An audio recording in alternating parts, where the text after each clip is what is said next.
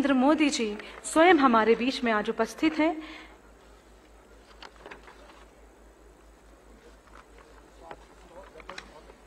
एक बार जोरदार तालियां।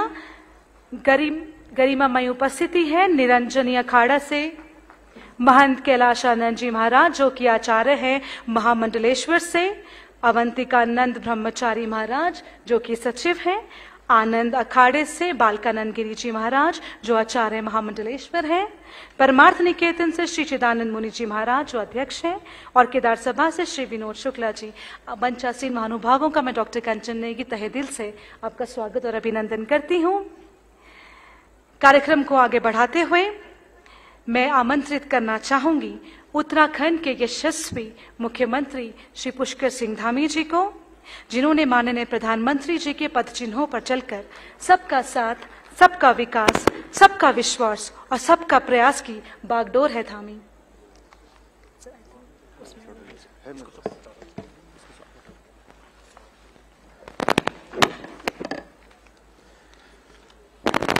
जय बाबा केदार। शंकराचार्य पहुंचे जहां से शिव के धाम, केदार के इस धाम को मेरा बारंबार प्रणाम।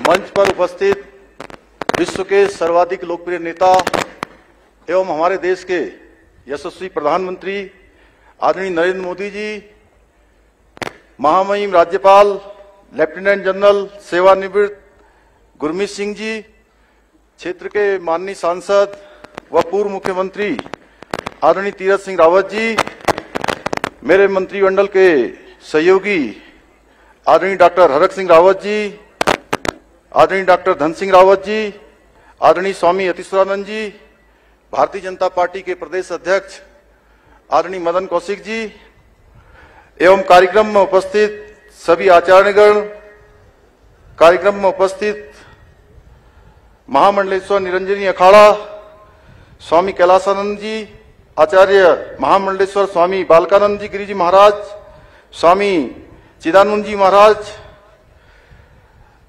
हमारे केदार सभा के अध्यक्ष आदरणीय विनोद शुक्ला जी,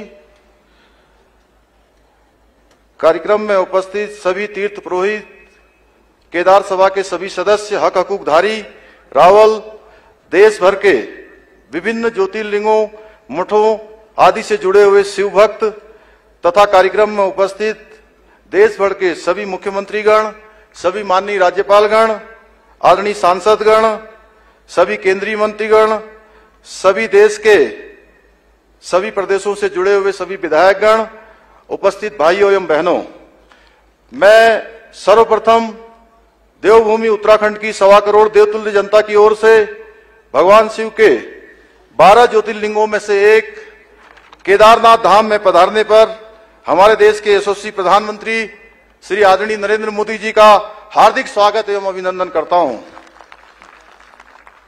हमारे शास्त्रों में केदारपुरी की महिमा का वर्णन करते हुए कहा गया है, महाद्री पार्श्वे च तटे रमंतम संपूज्यमानम सततम मुनिंद्रे सुरासुरे यक्ष महोर गाधे केदार मीसम शिव मेक मीणे।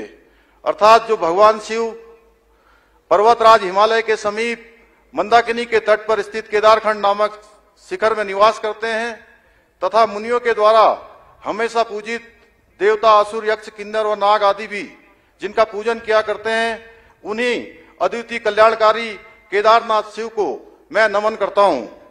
हम सभी जानते हैं कि आदरणीय प्रधानमंत्री जी का हिमालय तथा यहाँ के स्थित मंदिरों से विशेष लगाव रहा है। चाहे कैलाश मानसरोवर की यात्रा हो अथवा केदारपुरी में तप एवं ध्यान साधना हो, यहाँ की भूमि से आपने सदैव एवं एक असीम आध्यात्मिक दिव्य ऊर्जा प्राप्त की है, जिसने आपको निरंतर भारतवर्ष के समग्र कल्याण रहने की शक्ति प्रदान की है। गरुड़ चट्टी में आपके द्वारा की गई साधना को कौन भूल सकता है, जब आप प्रतिदिन गरुड़ चट्टी से भगवान के दर्शन के लिए मंदिर आते थे। आज यहां माननीय प्रधानमंत्री जी द्वारा आदि गुरु शंकराचार्य जी की पुनः निर्मित समाधि एवं उनकी भव्य तथा दिव्य प्रतिमा को राष्ट्र को समर्पित किया गया है। हिंदू धर्म संस्कृति में आदि गुरु शंकराचार्य जी को कौन नहीं जानता। वे भारत की राष्ट्रीय एवं आध्यात्मिक चेतना के सूत्रधार थे। कलयुग में वे भगवान शंकर के साक्षात अवतार थे। उन्होंने हिंदू धर्म संस्कृति के प्रचार प्रसार के साथ जगन्नाथपुरी, द्वारिकापुरी, रामेश्वरम एवं बद्रीनाथ के रूप में 4 मठों की स्थापना कर पूर्व से पश्चिम तक, उत्तर से दक्षिण तक भारतवर्ष को आध्यात्मिक, धार्मिक व सामाजिक एकता के एक सूत्र में पिरोने का काम किया था। भारत की गौरवशाली संस्कृति, परंपराओं, वेदों एवं उपनिषदों के असीम ज्ञान के संरक्षण एवं संवर्धन का श्रेय किसी को जाता है तो वो आदि गुरु शंकराचार्य जी को जाता है। उनकी इसी महान परंपरा को आगे बढ़ाने का कार्य जो सैकड़ों वर्षों में नहीं हो पाया, हमारे देश के यशस्वी प्रधानमंत्री आदरणीय नरेंद्र मोदी जी के नेतृत्व में हो रहा है। जहां आदि गुरु शंकराचार्य जी ने केदारनाथ मंदिर का जीर्णोद्धार कराया था, वहीं केदारनाथ धाम में ही अल्प आयु में देह त्याग कर मोक्ष की भी प्राप्ति की थी। इतनी कम आयु में इतने महान कार्य आदि गुरु शंकराचार्य जी कर सकते थे। 2013 की जब भीषण आपदा यहां आई थी, उस समय का दृश्य आप सब लोगों ने देखा था, आप सब उसको जानते हैं। आज उनकी समाधि भी पूर्ण रूप से इस आपदा में क्षतिग्रस्त हो गई थी। आज उनकी समाधि का पुनर्निर्माण और उनकी दिव्य प्रतिमा की स्थापना संपूर्ण देश की ओर से आदि गुरु शंकराचार्य जी को भावपूर्ण श्रद्धांजलि है। सदियों पश्चात हो रहे इस महान कार्य के लिए आज संपूर्ण देश आदरणीय प्रधानमंत्री जी को अपना साधुवाद प्रेषित कर रहा है। श्री केदारनाथ धाम के पुनर्निर्माण एवं आदि गुरु शंकराचार्य जी की समाधि की पुनः स्थापना के लिए आदि गुरु जैसी ही जिजीविषा, संकल्प और धैर्य की आवश्यकता थी, जो माननीय प्रधानमंत्री जी के रूप में आज हमारे सामने परिलक्षित हो रही है। आज का दिन भारतीय संस्कृति एवं सनातन धर्म के इतिहास में स्वर्ण अक्षरों में लिखा जाएगा।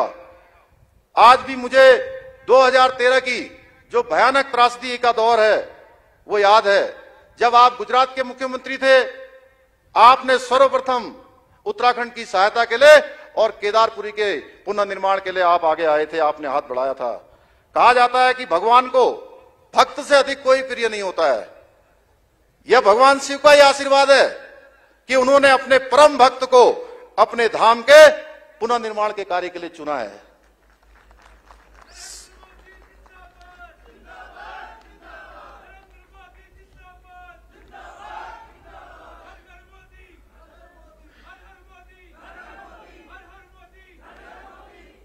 श्री केदारपुरी का पुनर्निर्माण आदरणीय प्रधानमंत्री जी का ड्रीम प्रोजेक्ट रहा है, जो कि आपके विजन, नेतृत्व एवं संकल्प का सर्वश्रेष्ठ उदाहरण है।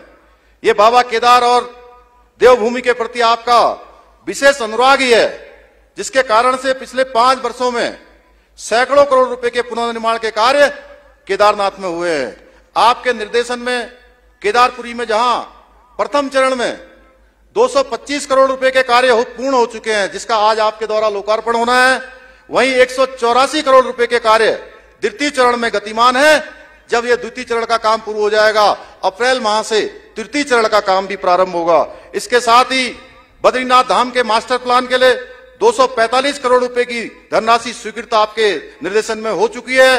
वहीं गंगोत्री या यमुनोत्री के लिए भी करोड़ों रुपए के कार्य स्वीकृत हो चुके हैं। यह इस बात का प्रमाण है कि हमारे प्रधानमंत्री जी जो कहते हैं, जो सोचते हैं, वही अंतर्गोत्वा करते हैं। यह सभी पुनर्निर्माण कार्य सिर्फ ईंट, बालू, पत्थर एवं इस्पात की संरचनाएं नहीं है, बल्कि एक स्वप्नद्रष्टा व दूरदर्शी नेता के विजन को साकार प्रतिरूप है। चाहे वाराणसी में विश्वनाथ मंदिर परिसर का विकास हो या केदारपुरी के पुनर्निर्माण का कार्य हो, यह आदरणीय प्रधानमंत्री जी के संकल्प और मार्गदर्शन का परिणाम है। आदरणीय प्रधानमंत्री जी के नेतृत्व में आज भारत एक भारतीय संस्कृति का मान सम्मान एवं स्वाभिमान संपूर्ण विश्व के अंदर बढ़ रहा है तथा भारत विश्व गुरु के पद पर पुनः आरूढ़ होने के लिए तैयार हो रहा है। 21 जून को पूरे विश्व के अंदर मनाया जाने वाला, आयोजित किया जाने वाला अंतर्राष्ट्रीय योग दिवस इसका एक सर्वश्रेष्ठ उदाहरण है। एक भारत श्रेष्ठ भारत की परिकल्पना को साकार करते हुए आपने देश को नई दिशा प्रदान की है। देश में जो कार्य कभी नामुमकिन से प्रतीत होते थे, वो सारे के सारे आज पूर्णता की ओर बढ़ रहे हैं। चाहे वो राम मंदिर का मुद्दा हो, चाहे धारा 370 का मुद्दा हो, 3 तलाक का मुद्दा हो, या शक्तिशाली भारत के संपूर्ण विकास की बात हो, ये किसी से छुपा हुआ नहीं है। उत्तराखंड के प्रति आदरणीय प्रधानमंत्री जी का प्रेम किसी से छुपा हुआ नहीं है। आप उत्तराखंड की छोटी सी छोटी समस्या से भली भांति अवगत हैं। अभी कुछ दिनों पूर्व हमारे प्रदेश के अंदर भारी वृष्टि होने के कारण से कई जनपदों में व्यापक जनहानि धनहानि हुई है। तब भी आपने नियमित रूप से दूरभाष पर मुझसे आपदा के संबंध में और बचाव कार्यों की लगातार आप समीक्षा करते रहे हैं। आपने तुरंत 3 एयरफोर्स के यहां पर हेलीकॉप्टर भेजे और 3 हेलीकॉप्टरों के कारण से हमारे यहां पर 500 से भी ज्यादा लोगों की जान बचाई जा चुकी है। उसमें तमाम लोग जो है सेना के भी जो है आपके निर्देशन में यहां पर काम कर रहे थे। माननीय प्रधानमंत्री जी के मार्गदर्शन में, केंद्र सरकार के सहयोग से आज ऐसे बहुत से काम हुए हैं जो पहले नामुमकिन लग रहे थे। पिछले 5 वर्षों में केंद्र सरकार द्वारा करीब 1 लाख करोड़ रुपए से भी अधिक की विभिन्न परियोजनाएं प्रदेश के लिए स्वीकृत हुई हैं, जिनमें से बहुत सी योजनाएं पूर्ण हो चुकी है, अन्य पर कार्य चल रहा है। हम पहाड़ में रेल पहुंचाना और रेल को देखना भी एक सपना होता था। अभी भी मैं पिछले दिनों देवाल के बच्चों से मिला था जिन्होंने अभी तक भी रेल नहीं देखी थी। वो पिछले वर्ष देहरादून रेल देखने के लिए आए थे। तो जहां मोदी जी ने सपने को साकार किया है पहाड़ में रेल को देखने का, ऋषिकेश से कर्णप्रयाग रेल परियोजना पर कार्य तेजी से चल रहा है। वही सामरिक एवं भौगोलिक दृष्टि से महत्वपूर्ण परियोजना जो 154 किलोमीटर की है, टनकपुर से बागेश्वर, उस योजना को भी आपके निर्देशन में मंजूरी मिल चुकी है। इसी तरह 4 धाम ऑल वेदर रोड है, भारतमाला प्रोजेक्ट पर तीव्र गति से काम चल रहा है। 4 धाम यात्रा उत्तराखंड के लिए लाइफ लाइन है और यह परियोजनाएं जहां 4 धाम यात्रा को सुगम बनाएंगी, वहीं पर्यटन को बढ़ावा देंगी, वही हमारी अर्थव्यवस्था में भी क्रांतिकारी परिवर्तन भी लाएंगी। आज इस मंच के माध्यम से मैं हमारे प्रदेश के कुमाऊं क्षेत्र में एम्स का सैटेलाइट सेंटर खोलने के लिए भी माननीय प्रधानमंत्री जी को देवभूमि की समस्त जनता की ओर से धन्यवाद प्रेषित करता हूं। इस सैटेलाइट सेंटर के खुलने से उत्तराखंड के दूर दराज इलाकों तथा सीमांत और उत्तर प्रदेश के भी कुछ जिलों को और साथ में हमारे पड़ोसी देश नेपाल के लोगों को भी अपना इलाज करवाने में अत्यंत फायदा मिलेगा। इसके साथ साथ माननीय प्रधानमंत्री जी के मार्गदर्शन में हवाई सेवाओं के साथ उत्तराखंड के सुदूरवर्ती क्षेत्रों को एयर कनेक्टिविटी से जोड़ने का काम तेजी से किया जा रहा है। पिछले 2 वर्षों से हम कोरोना महामारी से जूझ रहे हैं, परंतु आपके नेतृत्व में जहां हमने एक और इस महामारी से डटकर मुकाबला किया है, वहीं विकास की गति को भी आगे बढ़ाया है। यह माननीय प्रधानमंत्री जी का नेतृत्व है कि देश में दुनिया का सबसे बड़ा कोविड वैक्सीनेशन अभियान सबको वैक्सीन मुफ्त वैक्सीन चल रहा है। पूरी दुनिया आज इसकी सराहना की जा रही है। हमारे प्रदेश ने सफलतापूर्वक कोविड की प्रथम डोज को लगाने का लक्ष्य समय से पूर्व ही 100% प्राप्त कर लिया है। साथ ही दूसरी डोज भी 50% से अधिक लगाने में हम सफल हो चुके हैं। शिक्षा, जन स्वास्थ्य, बिजली, पानी, कनेक्टिविटी, रोजगार, महिला एवं बाल विकास, खेती किसानी, सिंचाई, हर क्षेत्र में उत्तराखंड ने पिछले 5 वर्षों में अभूतपूर्व तरक्की की है। माननीय प्रधानमंत्री जी के नेतृत्व में, मार्गदर्शन में हमारी उत्तराखंड सरकार ने जो विकास कार्य किए हैं वो भूतो न भविष्यति। हमारी सरकार जहां 24,000 सरकारी पदों पर भरने की प्रक्रिया प्रारंभ कर दी है, वहीं मुख्यमंत्री स्वरोजगार योजना, नैनो उद्यम योजना के माध्यम से लाखों बेरोजगारों को स्वरोजगार तथा आत्मनिर्भर भारत के लक्ष्य को प्राप्त करने की ओर हम आगे बढ़ रहे हैं। कोरोना महामारी से प्रभावित पर्यटन, चिकित्सा, कृषि सहित विभिन्न क्षेत्रों को 600 करोड़ रुपए से भी अधिक के पैकेज हमारी सरकार द्वारा दिए गए हैं। यह राशि डीबीटी के माध्यम से सीधे लोगों के खातों में भेजने का काम हो रहा है। आयुष्मान भारत योजना, उत्तराखंड में अभी तक 44 लाख लोगों के कार्ड बन चुके हैं। इस योजना से 3.5 लाख से भी ज्यादा लोग अभी तक अपना इलाज करवा चुके हैं, लाभान्वित हो चुके हैं। साथ ही 460 करोड़ रुपए की धनराशि अभी तक इसमें खर्च हो चुकी है। हमारी सरकार ने सरलीकरण, समाधान, निस्तारीकरण एवं संतुष्टि, इन 4 मंत्रों को लेकर जीरो पेंडेंसी और सिंगल विंडो सिस्टम विकसित किया है, जिससे लंबित समस्याओं के समाधान में सहायता मिली है। माननीय प्रधानमंत्री जी की अपेक्षा अनुसार हम वर्ष 2025 तक, जब उत्तराखंड 25 वर्ष का होगा, हम सिल्वर जुबली जब मना रहे होंगे, उत्तराखंड अपनी स्थापना का रजत जयंती वर्ष उस वर्ष मना रहा होगा, तब हम देश का सर्वश्रेष्ठ राज्य बनाने के लिए संकल्पबद्ध हैं। इसके लिए हम विकल्प रहित संकल्प के मंत्र को ध्यान में रखकर दिन रात कार्य कर रहे हैं। माननीय प्रधानमंत्री जी, हम आपको विश्वास दिलाते हैं कि आपके द्वारा दिए गए मंत्र सबका साथ, सबका विकास, सबका विश्वास और सबका प्रयास को अपनाकर आपके सपनों का नया भारत बनाने में हम राम सेतु निर्माण में गिलहरी के समान अपना पूर्ण योगदान देते रहेंगे। भाइयों और बहनों, आज गोवर्धन पूजा भी है, जिसकी आप सभी को हार्दिक बधाई। आज का दिन भगवान श्री कृष्ण की उपासना का दिन तो है ही, साथ ही गाय, पर्वत एवं प्रकृति की उपासना का दिन भी है। यह महान संयोग है कि आज के दिन हमें बाबा केदार के दर्शन तथा आदि गुरु शंकराचार्य जी की समाधि के पुनर्निर्माण एवं प्रतिमा स्थापना के महान कार्य के साक्षी बनने का सौभाग्य प्राप्त हुआ है। भाइयों बहनों, कल ही हमने दीप पर्व मनाया, जिसकी मैं आप सभी को बधाई देता हूं। और कभी अंत में कवि गोपाल दास नीरज के इन्हीं शब्दों के साथ अपनी वाणी को विराम देता हूं कि जलाओ दिए पर रहे ध्यान, इतना अंधेरा धरा पर कहीं रह न जाए। जय बाबा केदार, जय भारत, जय उत्तराखंड। आपका बहुत बहुत धन्यवाद साहब।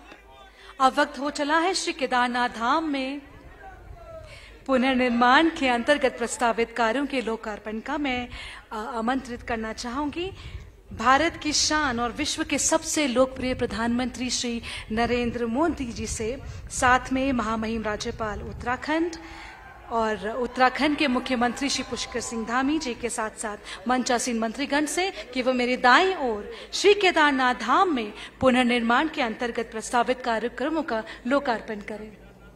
एक बार जोरदार तालियां उन 5 योजनाओं के लिए जो माननीय मोदी जी की परिकल्पना से पूर्ण हुए हैं।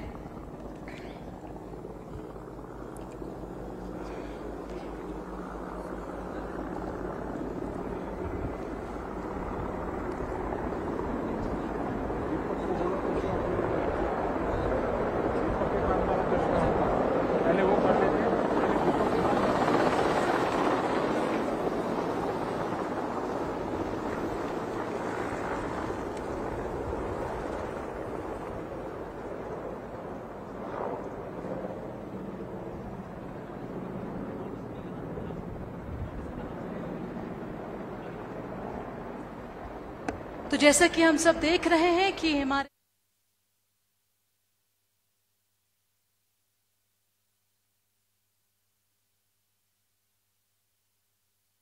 और मंचासीन मंत्रीगण लोकार्पण करने जा रहे हैं श्री केदारनाथ धाम में पुनर्निर्माण के अंतर्गत प्रस्तावित कार्यों का। एक बार जोरदार तालियां। जिन 5 योजनाओं का लोकार्पण किया जा रहा है वो है श्री आदि गुरु शंकराचार्य समाधि की स्थापना, सरस्वती नदी के तट पर बाढ़ सुरक्षा तथा घाटों के निर्माण। एक बार जोरदार तालियां।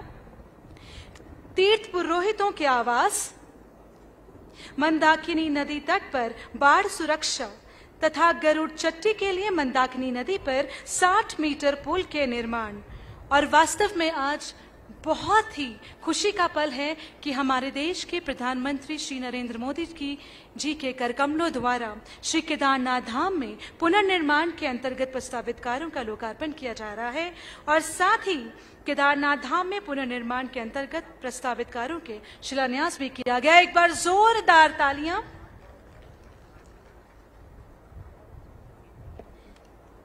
मैं आमंत्रित करना चाहूंगी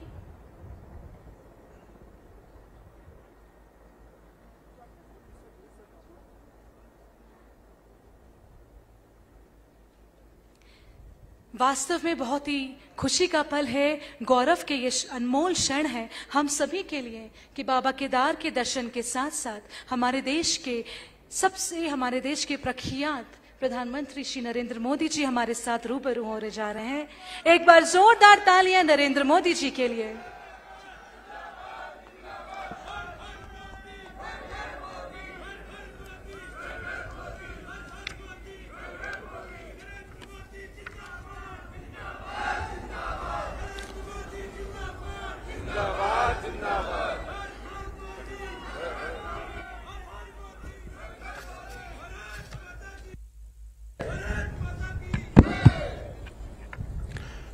जय बाबा केदार, जय बाबा केदार, जय बाबा केदार।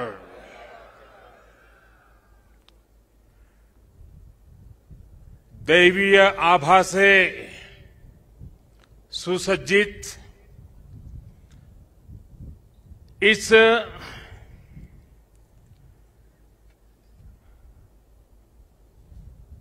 पवित्र कार्यक्रम में हमारे साथ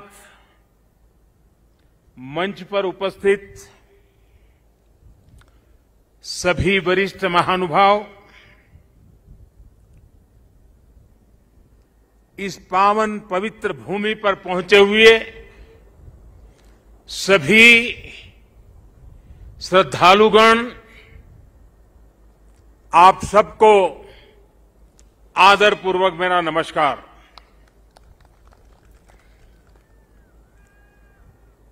आज सभी मठों, सभी 12 ज्योतिर्लिंगों, अनेक शिवालय, अनेक शक्तिधाम, अनेक तीर्थ क्षेत्रों पर देश के गणमान्य महापुरुष, पूज्य संतगण, पूज्य शंकराचार्य परंपरा से जुड़े हुए सभी वरिष्ठ ऋषि मनीषी और अनेक श्रद्धालु भी देश के हर कोने में आज केदारनाथ की इस पवित्र भूमि के साथ, इस पवित्र माहौल के साथ सशरीर नहीं लेकिन आत्मिक रूप से वर्चुअल माध्यम से, टेक्नोलॉजी की मदद से वो वहां से हमें आशीर्वाद दे रहे हैं। आप सभी आदि शंकराचार्य जी की समाधि की पुनः स्थापना के साक्षी बन रहे हैं। ये भारत की आध्यात्मिक समृद्धि और व्यापकता का बहुत अलौकिक दृश्य है। हमारा देश तो इतना विशाल है, इतनी महान ऋषि परंपरा है, एक से बढ़कर एक तपस्वी आज भी भारत के हर कोने में आध्यात्मिक चेतना को जगाते रहते हैं। ऐसे अनेक संतगण आज देश के हर कोने में और यहां भी हमारे साथ जुड़े हुए हैं। लेकिन संबोधन में अगर मैं सिर्फ उनका नामोल्लेख करना चाहूं तो भी शायद एक सप्ताह कम पड़ जाएगा, और अगर एकाध नाम छूट गया तो शायद मैं जीवन भर किसी पाप के बोझ में दब जाऊंगा।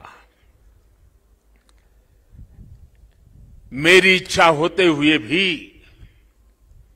मैं इस समय सभी का नामोल्लेख नहीं कर पा रहा हूं, लेकिन मैं उन सबको आदरपूर्वक प्रणाम करता हूं। वे जहां से इस कार्यक्रम में जुड़े हैं, उनके आशीर्वाद हमारी बहुत बड़ी शक्ति है। अनेक पवित्र कार्य करने के लिए उनके आशीर्वाद हमें एक शक्ति देंगे, ये मेरा पूरा भरोसा है।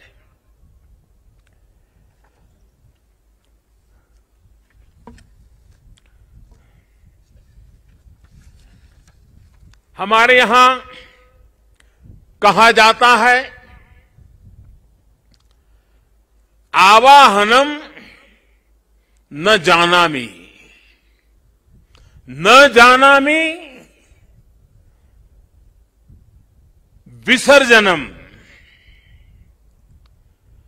पूजनम चैविना जानामि क्षमस्व परमेश्वरम।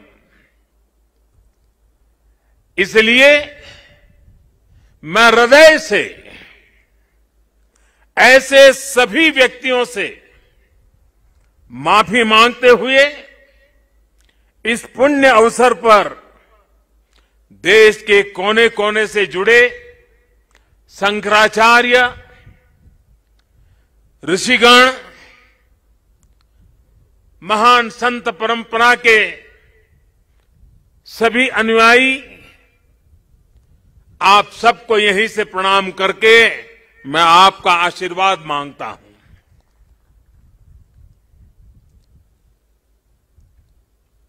साथियों, हमारी उपनिषदों में आदि शंकराचार्य जी की रचनाओं में कई जगह नेति नेति, जब भी देखो नेति नेति,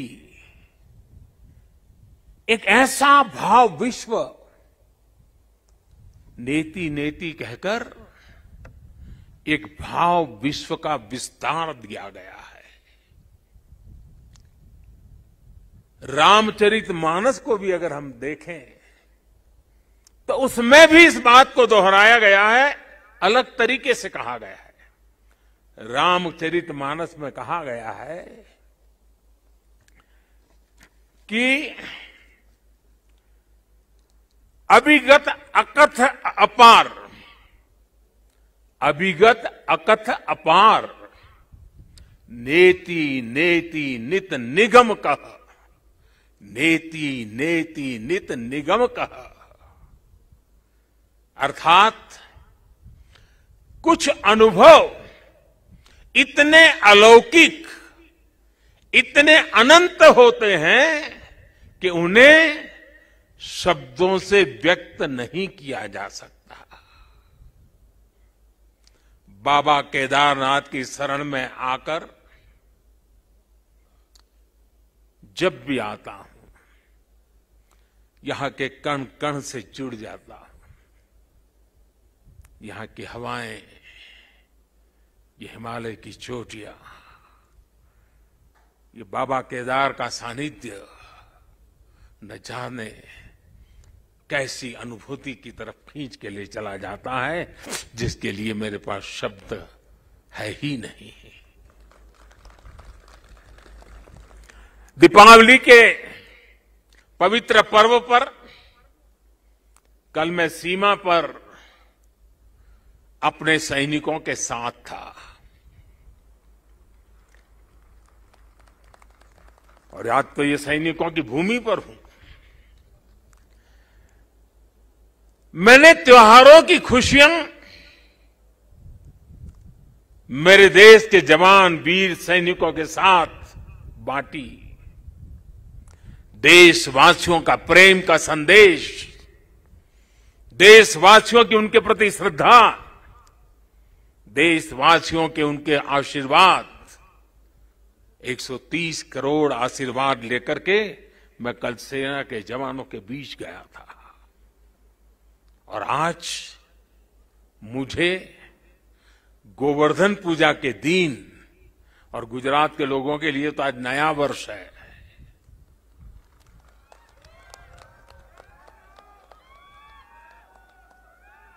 गोवर्धन पूजा के दिन केदारनाथ जी में दर्शन पूजन करने का मुझे सौभाग्य मिला है। बाबा केदार के दर्शन के साथ ही अभी मैंने आदि शंकराचार्य जी की समाधि स्थान, वहां कुछ पल मैंने बिताए। एक दिव्य अनुभूति का वो पल था।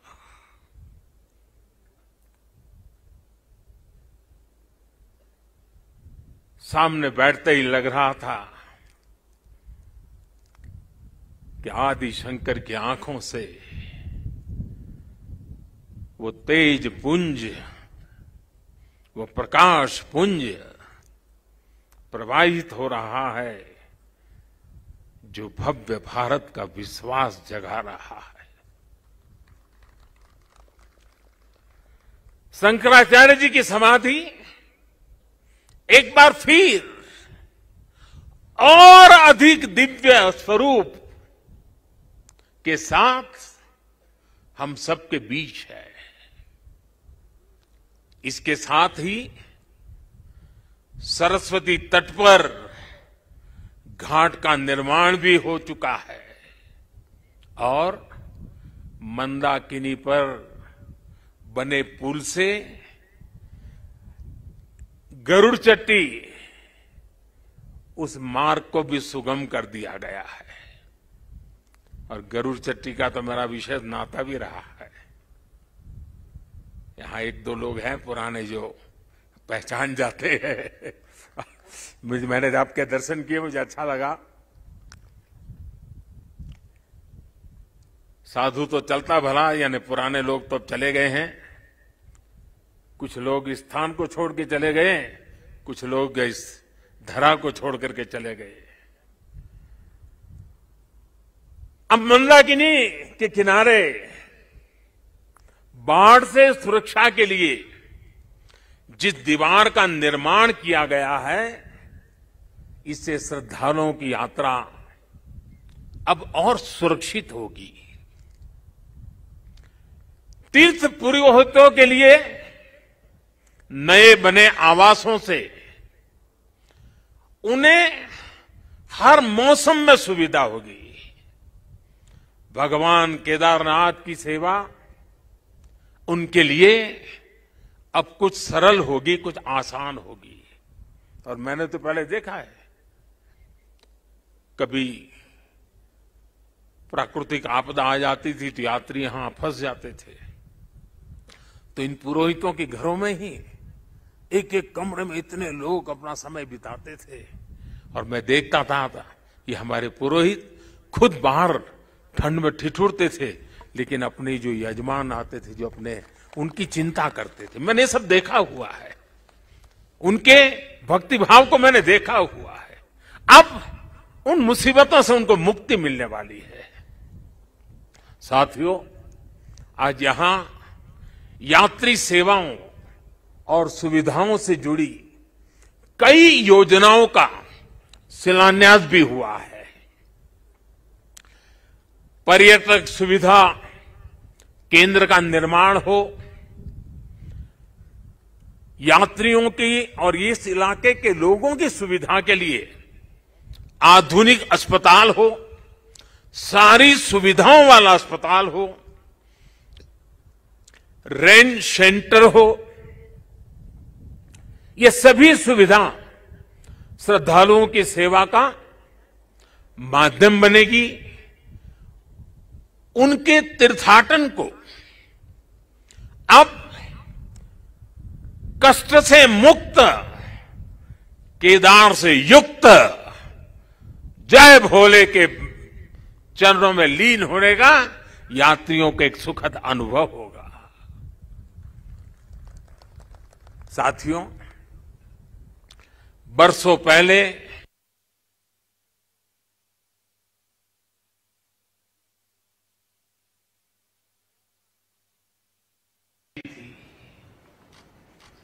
जिस तरह का कल्पनीय था,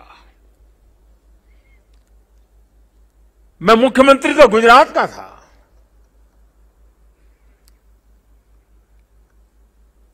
लेकिन मैं अपने आप को रोक नहीं पाया था। मैं यहां दौड़ा चला आया था।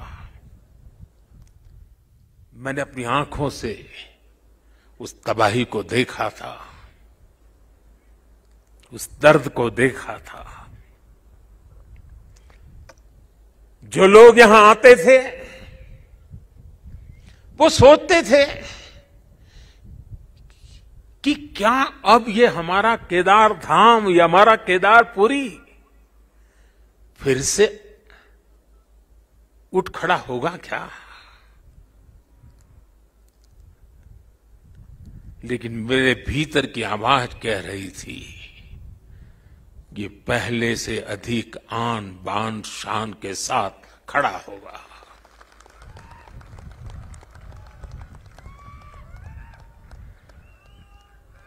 और ये मेरा विश्वास बाबा केदार के कारण था, आदि शंकर की साधना के कारण था, ऋषियों मुनियों की तपस्या के कारण था, लेकिन साथ साथ कच्छ के भूकंप के बाद कच्छ को खड़ा करने का मेरे पास अनुभव भी था।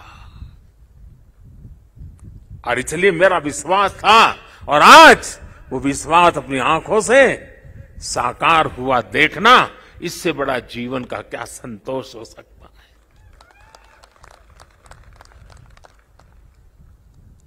मैं इसे अपना सौभाग्य मानता हूं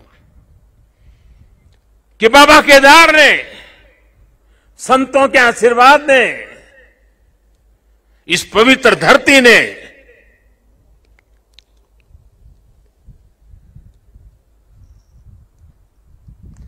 जिस मिट्टी ने, जिसकी हवाओं ने कभी मुझे पाला पोसा था, उसकी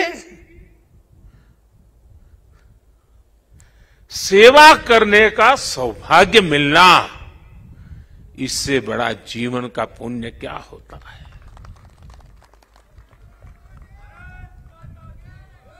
इस आदि भूमि पर शाश्वत के साथ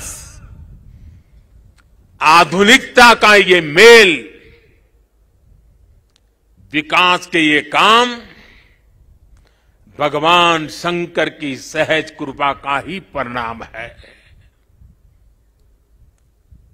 ये ईश्वर नहीं क्रेडिट ले सकता, इंसान क्रेडिट नहीं ले सकता, ईश्वर कृपा ही इसकी हकदार है।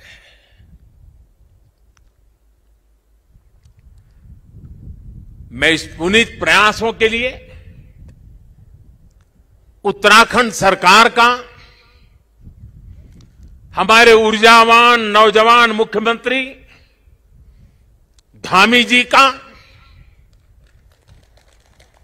और इस कामों की जिम्मेदारी उठाने वाले सभी लोगों का भी आज हृदय से धन्यवाद करता हूं, जिन्होंने एड़ी चोटी का जोर लगा करके इस सपनों को पूरा किया है। मुझे पता है यहां बर्फबारी के बीच भी किस तरह, यानी पूरा साल भर काम करना मुश्किल है, यहां बहुत कम समय मिलता है, लेकिन बर्फबारी के बीच भी मेरे हमारे श्रमिक भाई बहन जो पहाड़ों के नहीं थे, बाहर से आए थे, वे ये ईश्वरीय कार्य मान करके बर्फ वर्षा के बीच भी, माइनस टेम्परेचर के बीच भी काम छोड़ करके जाते नहीं थे, काम करते रहते थे, तब जाकर के ये काम हो पाया है। मेरा मन यहां लगा रहता था, तो मैं बीच बीच में ड्रोन की मदद से, टेक्नोलॉजी की मदद से, मेरे दफ्तर से यहां का पूरा मैं या एक प्रकार से वर्चुअल यात्रा करता था। लगातार मैं उसकी बारीकियों को देखता था, काम कितना पहुंचा, महीने भर पहले कहां थे, इस महीने कहां पहुंचे, लगातार देखता था। मैं केदारनाथ मंदिर के सभी रावल और सभी पुजारियों का भी आज विशेष रूप से आभार प्रकट करना चाहता हूं, क्योंकि उनके सकारात्मक रवैये के कारण, उनके सकारात्मक प्रयासों के कारण, और उन्होंने परंपराओं का जो हमारा मार्गदर्शन करते रहे, उसके कारण हम इसको, इस पुरानी विरासत को भी बचा पाए और आधुनिकता भी ले पाए। और इसके लिए मैं इन पुजारियों का, रावल परिवारों का हृदय से आभार व्यक्त करता हूं। आदि शंकराचार्य जी के विषय में हमारे विद्वानों ने कहा है, शंकराचार्य जी के लिए हर विद्वान ने कहा है शंकरो शंकरः साक्षात, अर्थात आचार्य शंकर साक्षात भगवान शंकर का ही स्वरूप थे। ये महिमा, ये देवत्व आप उनके जीवन के हर क्षण हम अनुभव कर सकते हैं। उसकी तरफ जरा नजर करें तो सारी स्मृतियां सामने आ जाती हैं। छोटी सी उम्र में, बालक उम्र में अद्भुत बोध, बाल उम्र से ही शास्त्रों का, ज्ञान का, विज्ञान का निरंतर चिंतन, और जिस उम्र में एक साधारण मानवी साधारण रूप से संसार की बातों को थोड़ा देखना समझना शुरू करता है, थोड़ी जागृति का प्रारंभ होता है, उस उम्र में वो वेदांत की गहराई को, उसके गुढ़ार्थ को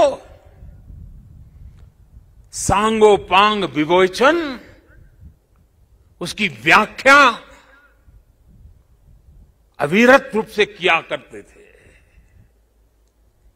ये शंकर के भीतर साक्षात, शंकर के भीतर साक्षात शंकरत्व का जागरण के सिवा कुछ नहीं हो सकता है। ये शंकरत्व का जागरण था। यहां संस्कृत और वेदों के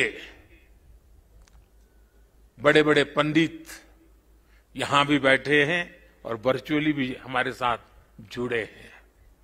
आप जानते हैं कि शंकर का संस्कृत में अर्थ बड़ा सरल है। शंकर का अर्थ संस्कृत में होता है शम करोति सह शंकर, यानी जो कल्याण करे वही शंकर है। इस कल्याण को भी आचार्य शंकर ने प्रत्यक्ष प्रमाणित कर दिया था।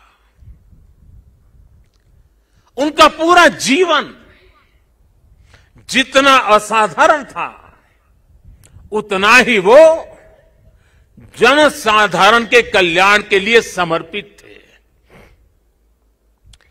भारत और विश्व के कल्याण के लिए अहरनिश अपनी चेतना को समर्पित करते रहते थे। जब भारत राग द्वेष के भंवर में फंस करके अपनी एकजुटता को खो रहा था, तब यानी कितना दूर का संत देखते हैं, तब शंकराचार्य जी ने कहा था, न मे द्वेष रागो, न मे द्वेष रागो, न मे लोभ मोहो, मदो नैव मैं नैव मात्सर्य भाव। अर्थात राग द्वेष, लोभ मोह, ईर्ष्या, अहम, ये सब हमारा स्वभाव नहीं है। जब भारत की जाति पंथ की सीमाओं से बाहर देने की शंकाओं आशंकाओं को ऊपर उठने की मानव जात को जरूरत थी, तब समाज में चेतना फूकी और आदि शंकर ने कहा, न मे मृत्यु शंका न मे जाति भेद, यानी नाश विनाश की शंकाएं, जात पात के भेद से हमारी परंपरा का कोई लेना देना नहीं है, हिस्सा नहीं है। हम क्या है, हमारा दर्शन और विचार क्या है, ये बताने के लिए आदि शंकर ने कहा चिदानंद रूप, चिदानंद रूप शिवोहम शिवोहम, चिदानंद रूप शिवोहम शिवोहम। अर्थात आनंद स्वरूप शिव हम ही है। जीवत्व से ही शिवत्व है। और अद्वैत का सिद्धांत, कभी कभी अद्वैत के सिद्धांत को समझाने के लिए बड़े बड़े ग्रंथों की जरूरत पड़ती है। मैं तो इतना विद्वान नहीं हूं। मैं तो सरल भाषा में अपनी बात समझता हूं और मैं इतना ही कहता हूं,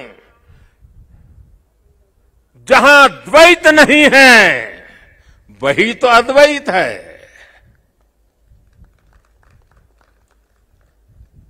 शंकराचार्य जी ने भारत की चेतना में फिर से प्राण फूके और हमें हमारी आर्थिक परमार्थिक उन्नति का मंत्र दिया।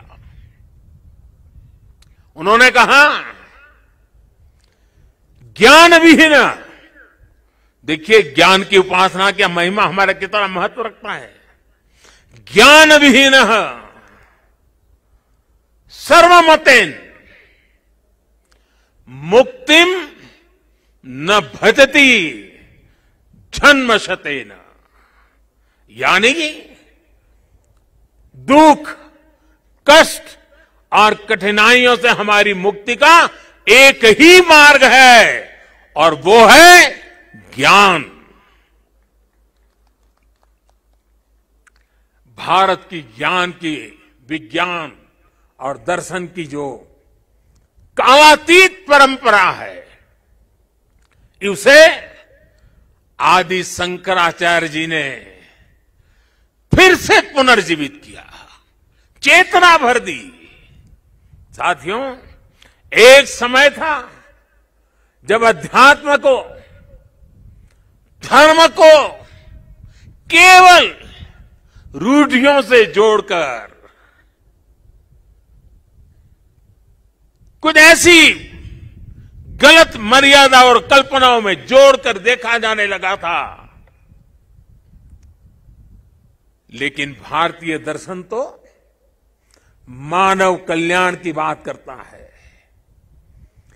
जीवन को पूर्णता के साथ, होलिस्टिक अप्रोच के साथ, होलिस्टिक वे में देखता है। आदि शंकराचार्य जी ने समाज को इस सत्य से परिचित कराने का काम किया। उन्होंने पवित्र मठों की स्थापना की,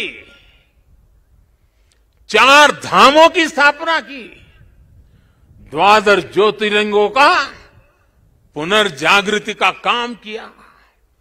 उन्होंने सब कुछ त्याग कर देश, समाज और मानवता के लिए जीने वालों की एक सशक्त परंपरा खड़ी की। आज उनके अधिष्ठान भारत और भारतीयता का एक प्रकार से संबल, पहचान बने हुए हैं। हमारे लिए धर्म क्या है, धर्म और ज्ञान का संबंध क्या है, और इसीलिए तो कहा गया है अथा तो ब्रह्म जिज्ञासा, अथा तो ब्रह्म जिज्ञासा। इसका मंत्र देने वाली उपनिषदीय परंपरा क्या है? तो हमें पल प्रतिपल प्रश्न करना सिखाती है। और तभी तो बालक नचिकेता यम के दरबार में जाकर के यम की आंख में आंख मिला करके पूछ देता है, यम को पूछ देता है, व्हाट इज डेथ? मृत्यु क्या है बताओ? प्रश्न पूछना, ज्ञान अर्जित करना, अथा तो धर्म जिज्ञासा। हमारी इस विरासत को हमारे मठ हजारों सालों से जीवित रखे हुए हैं, उसे समृद्ध कर रहे हैं। संस्कृत हो, संस्कृत भाषा में वैदिक गणित जैसे विज्ञान हो, इस मठों ने, हमारे शंकराचार्य की इस परंपरा ने इन सब का संरक्षण कर पीढ़ी दर पीढ़ी मार्ग दिखाने का काम किया है। मैं समझता हूं आज के इस दौर में आदि शंकराचार्य जी का सिद्धांत और ज्यादा प्रासंगिक हो गए हैं। साथियों, हमारे यहां सदियों से 4 धाम यात्रा का महत्व रहा है। 12 ज्योतिर्लिंग के दर्शन की, शक्तिपीठों के दर्शन की, अष्टविनायक जी के दर्शन की, ये सारी यात्रा की परंपरा, ये तीर्थाटन हमारे यहां जीवन काल का हिस्सा माना गया है। ये तीर्थाटन हमारे लिए सिर्फ सैर सपाटा पर्यटन भर नहीं है, ये भारत को जोड़ने वाली, भारत का साक्षात कराने वाली एक जीवंत परंपरा है। हमारे यहां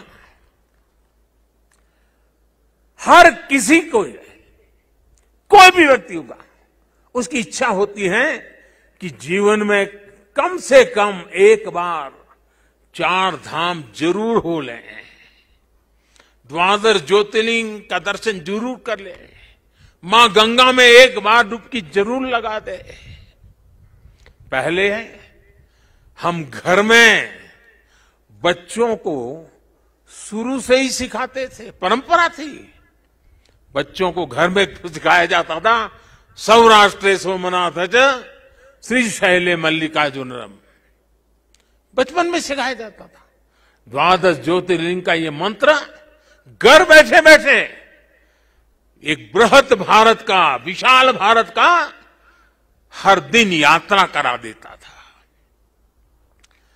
बचपन से ही देश के इस अलग अलग हिस्सों से जुड़ाव एक सहज संस्कार बन जाता था।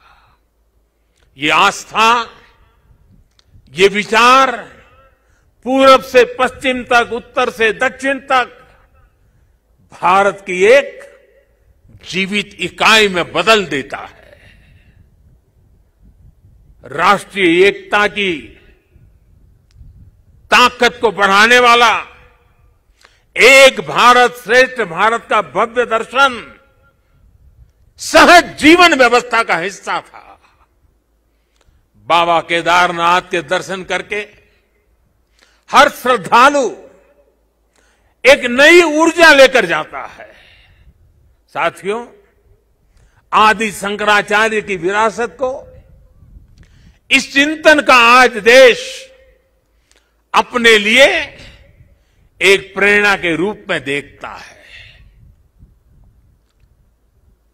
अब हमारी संस्कृति के, हमारी इस विरासत को, आस्था के केंद्रों को इसी गौरव भाव से देखा जा रहा है जैसा देखा जाना चाहिए था। आज अयोध्या में भगवान श्री राम का भव्य मंदिर पूरे गौरव के साथ बन रहा है। अयोध्या को उसका गौरव सदियों के बाद वापस मिल रहा है। अभी 2 दिन पहले अयोध्या में दीपोत्सव का भव्य आयोजन और पूरी दुनिया ने उसे देखा है। भारत का प्राचीन सांस्कृतिक स्वरूप कैसा रहा होगा, आज हम इसकी कल्पना कर सकते हैं। इसी तरह उत्तर प्रदेश में ही काशी का भी कायाकल्प हो रहा है। विश्वनाथ धाम का कार्य बहुत तेज गति से अब तो पूर्णता की तरफ आगे बढ़ रहा है। बनारस में सारनाथ, नजदीक में कुशीनगर, बोध गया, यहां सब जगह पे एक बुद्ध सर्किट के अंतर्राष्ट्रीय पर्यटन को आकर्षित करने के लिए, विश्व के बुद्ध के भक्तों को आकर्षित करने के लिए एक बहुत तेजी से काम चल रहा है। भगवान राम से जुड़े जितने भी तीर्थ स्थान है उनको भी जोड़ करके एक पूरा सर्किट बनाने का काम भी आज चल रहा है। मथुरा वृंदावन में भी विकास के साथ साथ यहां की शुचिता, पवित्रता को लेकर संतों की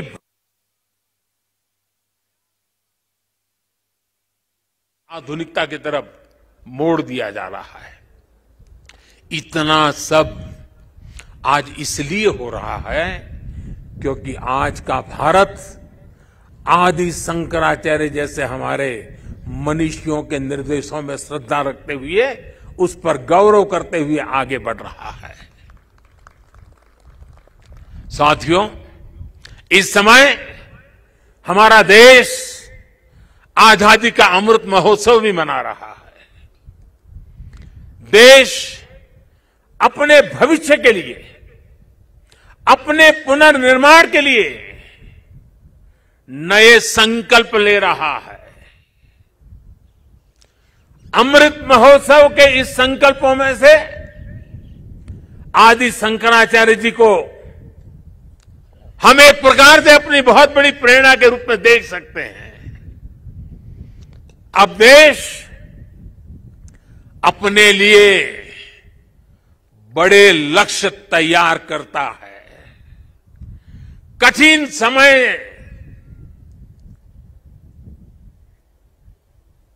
और सिर्फ समय नहीं, समय की सीमा भी हम निर्धारित करते हैं। तो कुछ लोग कहते हैं कि इतने कम समय में ये सब कैसे होगा।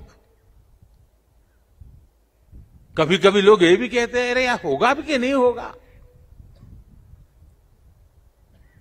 और तब मेरे भीतर से एक ही आवाज आती है, 130 करोड़ देशवासियों की आवाज मुझे सुनाई देती है और मेरे मुंह से यही निकलता है, एक ही बात निकलती है, समय के दायरे में बंधकर भयभीत होना अब भारत को मंजूर नहीं है। आप देखिए, आदि शंकराचार्य जी को छोटी सी आयु थी, घर बार परिवार छोड़ दिया, सन्यासी बन गए। कहां केरल का कालड़ी और कहां केदार, कहां से कहां चल पड़े, सन्यासी बने। बहुत ही कम आयु में इस पवित्र भूमि में उनका शरीर इस धरती से विलीन हो गया। अपने इतने कम समय में उन्होंने भारत के भूगोल को चैतन्य कर दिया, भारत के लिए नया भविष्य गढ़ दिया।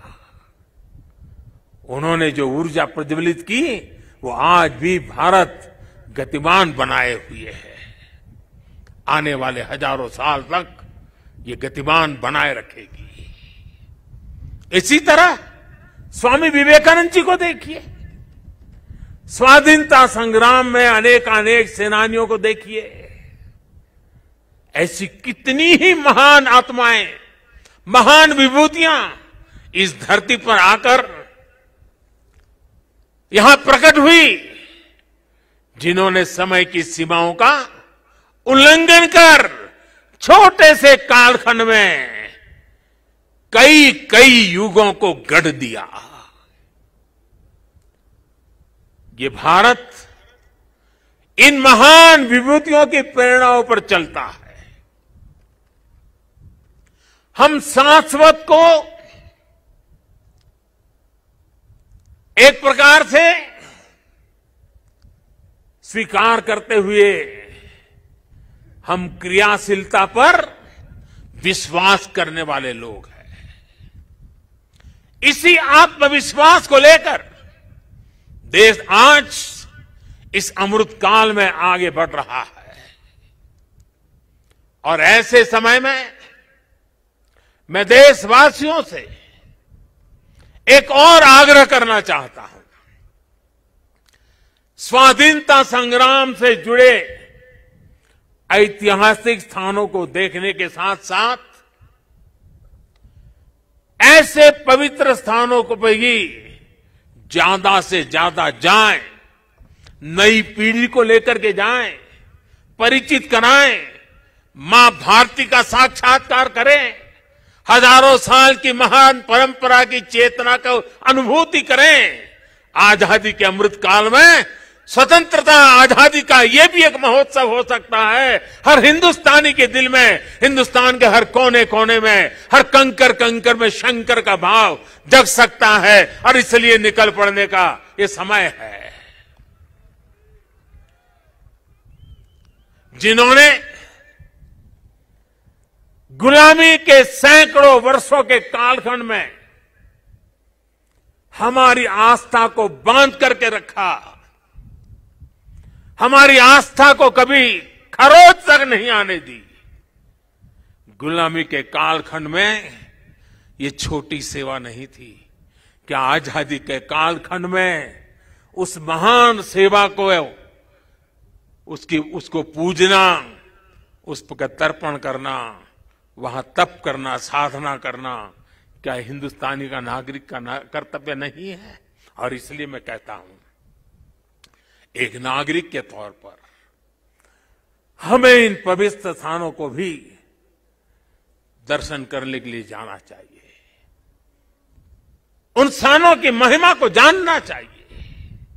साथियों, देवभूमि के प्रति असीम श्रद्धा रखते हुए, यहां की असीम संभावनाओं पर विश्वास करते हुए आज उत्तराखंड की सरकार यहां विकास के महायज्ञ से जुड़ी है, पूरी ताकत से जुड़ी है। 4 धाम सड़क परियोजना पर तेजी से काम हो रहा है। चारों धाम हाईवे से जुड़ रहे हैं। भविष्य में यहां केदारनाथ जी तक श्रद्धालु केवल कार के जरिए आ सके, इससे जुड़ी प्रक्रिया भी शुरू हो गई है। यहां पास में हो पवित्र हेमकुंड साहब जी हैं। हेमकुंड साहब जी के दर्शन आसान हो इसके लिए वहां भी रोपवे बनाने की दिशा में तैयारियां चल रही हैं। इसके अलावा ऋषिकेश और कर्णप्रयाग को रेल से भी जोड़ने का प्रयास हो रहा है। अभी मुख्यमंत्री जी कहते थे पहाड़ के लोगों को तो रेल देखना भी दुष्कर होता है। अब रेल पहुंच रही है। दिल्ली देहरादून हाईवे ये बनने के बाद देहरादून से दिल्ली आने वालों के लिए समय और कम हो जाने वाला है। इस सब कामों को उत्तराखंड के पर्यटन को बहुत बड़ा लाभ मिलने वाला है। और मेरे शब्द उत्तराखंड के लोग लिख करके रखे। जिस तेज गति से इंफ्रास्ट्रक्चर बन रहा है, पिछले 100 साल में जितने यात्री यहां आए हैं ना, आने वाले 10 साल में उससे भी ज्यादा आने वाले हैं। आप कल्पना कर सकते हैं यहां की अर्थव्यवस्था को कितनी बड़ी ताकत मिलने वाली है। 21वीं शताब्दी का ये तीसरा दशक, ये उत्तराखंड का दशक है। मेरे शब्द लिख के रखिए, मैं पवित्र धरती पर से बोल रहा हूं। हाल के दिनों में हमने सभी ने देखा है कि किस किस तरह 4 धाम यात्रा आने वाले श्रद्धालुओं की संख्या लगातार रिकॉर्ड तोड़ रही है। और ये कोविड न होता तो न जाने ये संख्या कहां से कहां पहुंच गई होती। उत्तराखंड में मुझे ये भी बहुत खुशी हो रही है, खासकर मेरी माताएं बहनें, और पहाड़ में तो माताओं बहनों की ताकत का एक अलग ही सामर्थ्य होता है। जिस प्रकार से उत्तराखंड के छोटे छोटे स्थानों पर प्रकृति की गोद में होम स्टे का नेटवर्क बन रहा है, सैकड़ों होम स्टे बन रहे हैं। माताएं बहनें और लोग भी जो यात्री आते हैं वे भी होम स्टे को पसंद करने लगे हैं। रोजगार भी मिलने वाला है, स्वाभिमान से जीने का अवसर भी मिलने वाला है। यहां की सरकार जिस तरह विकास के कार्यों में जुटी है, इसका और एक लाभ हुआ है। यहां वरना तो हम हमेशा सुनते थे पहाड़ का पानी और पहाड़ की जवानी कभी पहाड़ के काम आती नहीं। मैंने इस बात को बदला है, अब पानी भी पहाड़ को काम आएगा, जवानी भी पहाड़ को काम आएगी। पलायन रुकना है, एक के बाद एक जो निर्णय हो रहे हैं, पलायन रुकना है। मान के चलिए साथियों, मेरे नौजवान दोस्तों, ये दशक आपका है, उत्तराखंड का है, उज्जवल भविष्य का है। बाबा केदार के आशीर्वाद हमारे साथ है। ये देवभूमि, मातृभूमि की रक्षा करने वाले अनेकों वीर बेटे बेटियों की ये जन्मस्थली भी है। यहां का कोई घर, कोई गांव ऐसा नहीं है जहां पराक्रम की कोई गाथा का परिचय न हो। आज देश जिस तरह अपनी सेनाओं का आधुनिकीकरण कर रहा है, उन्हें आत्मनिर्भर बना रहा है, उससे हमारे वीर सैनिकों की ताकत और बढ़ रही है। आज उनकी जरूरत को, उनकी अपेक्षाओं को, उनके परिवार की आवश्यकताओं को बहुत प्राथमिकता देकर के काम किया जा रहा है। ये हमारे ही सरकार है जिसने 1 रैंक 1 पेंशन की 4 दशक पुरानी मांग को पिछली शताब्दी की मांग इस शताब्दी में मैंने पूरी की। मुझे संतोष है, मेरे देश की सेना के जवानों के लिए मुझे सेवा करने का मौका मिला। इसका लाभ तो उत्तराखंड के करीब करीब हजारों परिवारों को मिला है, निवृत्त सैनिक परिवारों को मिला हुआ है। साथियों, उत्तराखंड ने कोरोना के खिलाफ लड़ाई में जिस तरह का अनुशासन दिखाया वो भी बहुत अभिनंदनीय है, सराहनीय है। भौगोलिक कठिनाइयों को पार कर आज उत्तराखंड ने उत्तराखंड के लोगों को 100% सिंगल डोज का लक्ष्य हासिल कर लिया है। ये उत्तराखंड को ताकत का दर्शन कराता है, उत्तराखंड के सामर्थ्य को दिखाता है। और जो लोग पहाड़ों से परिचित हैं ना, उनको पता है कि काम आसान नहीं होता है। घंटों घंटों तक पहाड़ की चोटियों पर जाकर के 2 या 5 परिवार को वैक्सीनेशन दे करके रात रात चल करके घर पहुंचना होता है। कष्ट कितना होता है मैं अंदाज लगा सकता हूं। उसके बाद भी उत्तराखंड ने काम किया है। क्यों? उत्तराखंड के एक एक नागरिक की जिंदगी बचानी है। और इसके लिए मुख्यमंत्री जी, आपको, आपकी टीम को मैं बधाई देता हूं। आज मुझे विश्वास है कि जितनी ऊंचाइयों पर उत्तराखंड बसा है, जितनी ऊंचाइयों पर उत्तराखंड बसा है, उससे भी ज्यादा ऊंचाइयों को मेरा उत्तराखंड हासिल करके रहेगा।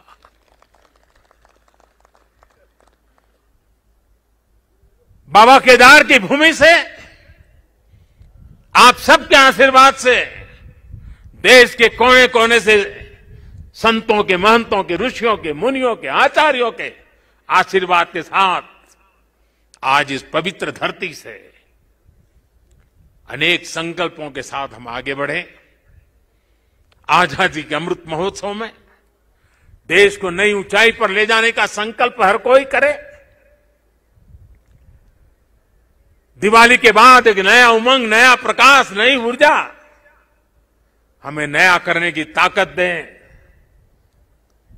मैं एक बार फिर भगवान केदारनाथ के चरणों में, आदि शंकराचार्य जी के चरणों में प्रणाम करते हुए आप सभी को मैं एक बार फिर दिवाली के इस महापर्व से लेकर के छठ पूजा तक अनेक पर्व आ रहे हैं, अनेक पर्वों के लिए अनेक अनेक शुभकामनाएं देता हूं। मेरे साथ प्यार से बोलिए, भक्ति से बोलिए, जी भर करके बोलिए, जय केदार, जय केदार, जय केदार। धन्यवाद। आपका बहुत बहुत धन्यवाद माननीय प्रधानमंत्री जी। आपने अपना बहुमूल्य समय आज देवभूमि के लिए निकाला। केदारनाथ में पुनर्निर्माण कार्यों की योजनाओं के लोकार्पण और शिलान्यास के लिए निकाला। पुनः आप सभी को धन्यवाद। मंचासीन महानुभावों का भी बहुत बहुत धन्यवाद। अंत में यही कहना चाहूंगी कि राह संघर्ष की जो चलता है वही संसार को बदलता है। जिसने रातों से जंग जीती है आखिर सूर्य बनकर वही निकलता है, सूर्य बनकर वही निकलता है। एक बार भारत माता की, भारत माता की, भारत माता की। धन्यवाद।